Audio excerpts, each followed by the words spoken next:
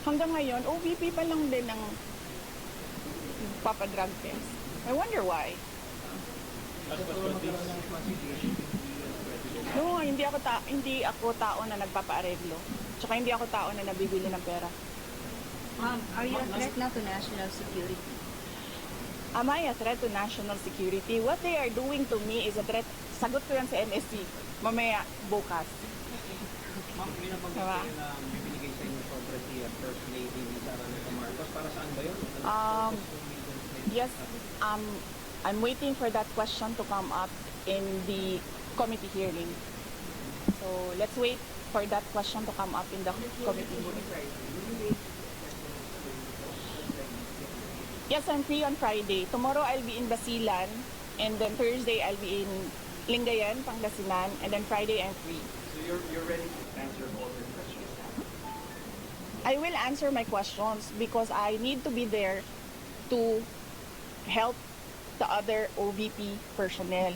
They have expressed that they feel safer and they feel more comfortable if I am with them. But I will not be recognized if I don't take my oath. So I am forced to take my oath and answer questions under oath because I cannot take care of the OVP personnel.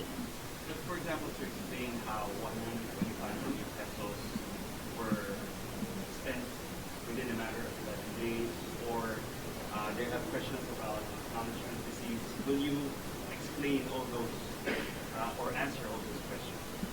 Isn't it that they've been asking those questions from the resource persons, from COA, from the OVP personnel? So why will I answer again? I already answered when we sent our answers to the Commission on Audit. It was clear there. In fact, ayoko naman kasi mag-discuss ng CFBA, but in fact, the 125 confidential funds had a notice of disallowance, but not the entire amount. Let's make that clear. Not the entire amount of the 125 million was disallowed by the Commission on Audit. Meaning, all the rest of the funds, I do not have the number right now. I think it's approximately 70 million that was disallowed.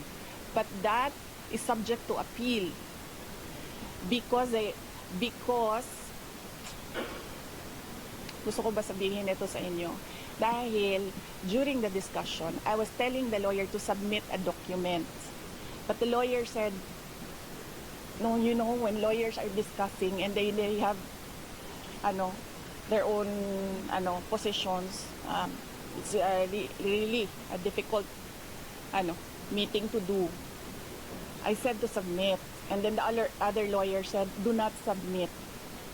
Eh di lumabas yung disallowance, and then sinabihan ko yung lawyer, sabi ko, tingnan mo, lumabas yung disallowance. Sabi ko, sa appeal, ilabas mo yung document.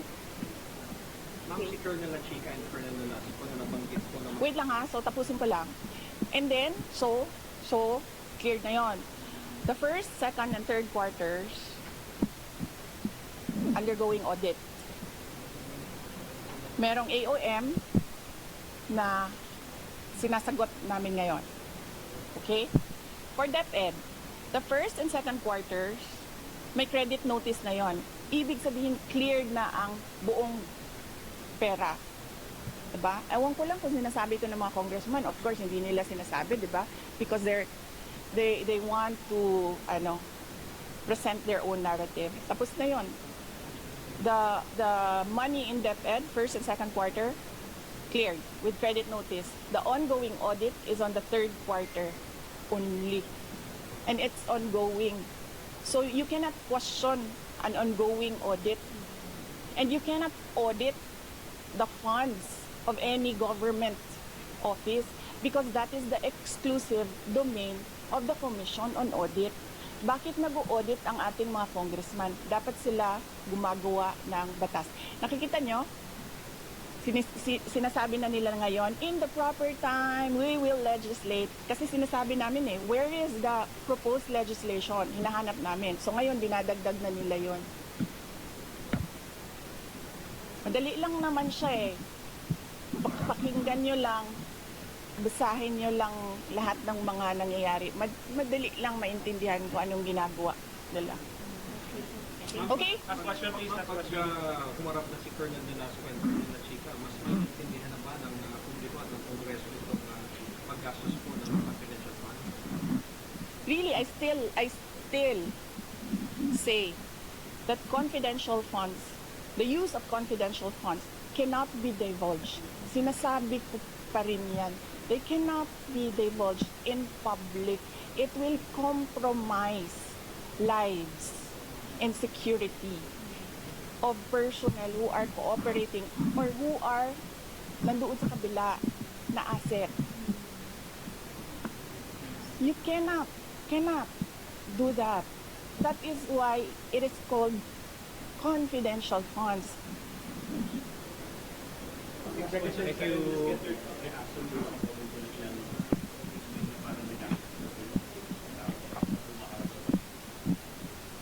Oo, kasi tineterrorize nila. Of course, magkakasakit talaga ang tao na hinaharas mo, tineterrorize mo. Ako lang naman ang hindi nagkakasakit dahil politiko ako. You can terrorize me and harass me all you want. It does not matter to me. Pero these are ordinary Office of the Vice President employees. They are not politicians. They are ordinary citizens. So, pag hinaras mo yan, terrorize mo yan, ganyan talaga mangyayari. Sinasabihan ko yung doktor kagabi, Dok, i-clear nyo yan na mag-attend ulit. Kung sa susunod, diretsong stroke na yan. Ngayon, swerte tayo, hindi na stroke, hindi na heart attack. But the family has a history of heart attack. Lahat ng kanyang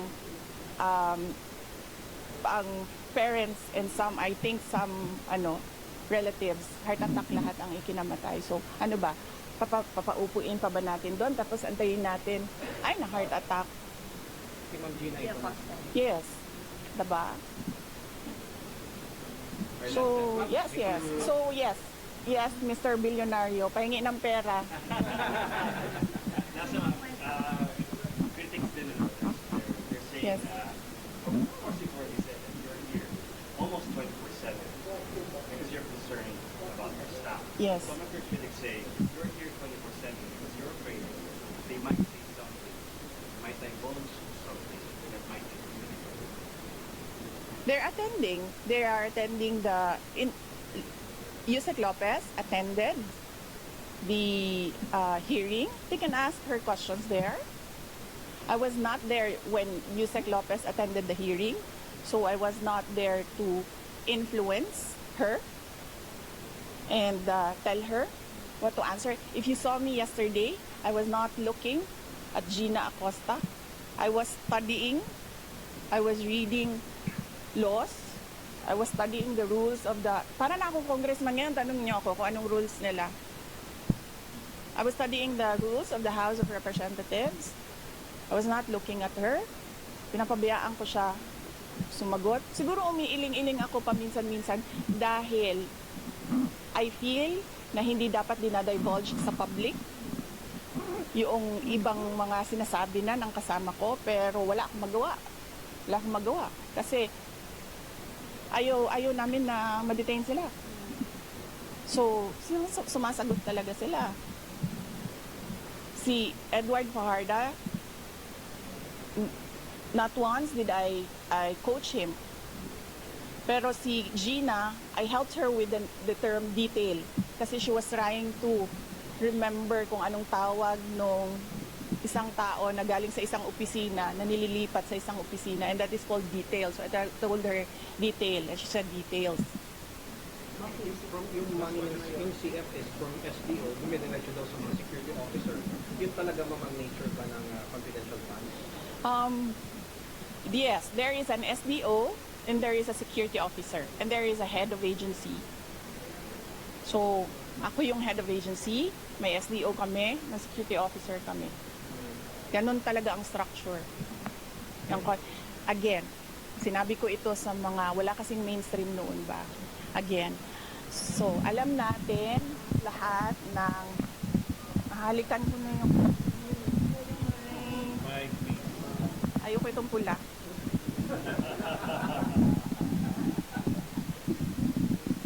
Saan galing yan? Ayun! Okay, saan? Saan ako? Okay. Alam nyo, di ba, meron kayong mga naririnig ng akusasyon ng nakawan dito sa ating gobyerno. Corruption, government. Naririnig nyo ba na millions ang ninanakaw? Hindi, di ba? Ang naririnig nyo, billions ang ninanakaw sa budget natin. Alam nyo bakit 150 million lang yon? Kasi kinompute yun kung buwan-buwan ano ang gagawin at ano ang i-implement. Napakaliit na amount ang 150 million. So bakit kami magnanakaw ng 150 million? Ang nakawan sa gobyerno, billion. Ginamit yun sa trabaho. Bakit 125 plus 500 lang yung sa Office of the Vice President? Kasi kinompute yun buwan-buwan. Ang problem sa 125, binigay siya sa amin December na. And the requirement in government offices, you have to utilize money before December 31, before the end of the year. So ang ginawa, lahat ng PEPs, in-implement. Diba? And as I said, government offices disperse millions, billions in a day. Sa DepEd, nagdi-disperse. Pumipirma kami ng cheque. Multi-million. Kung itotal mo ang mga checks araw-araw na nalalabas sa DepEd, billions. Nagbabayad kami, nagbabayad. So, bakit nila kine-question yung pagbabayad ng millions in a day? That is,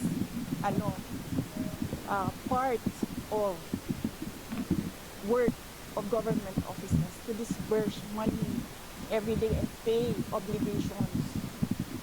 Ginamit yun sa trabaho. Pinipilit lang talaga. Dalawa na ang maro ko. Si Marisol at si... Tama na. Anong oras na? Oo, kasi alauna na, and I have to be back tonight. Ayaw nila ng gabi. Na ano sila sa gabi. Ma'am, kasi yung promise Yes. na listahan. Natong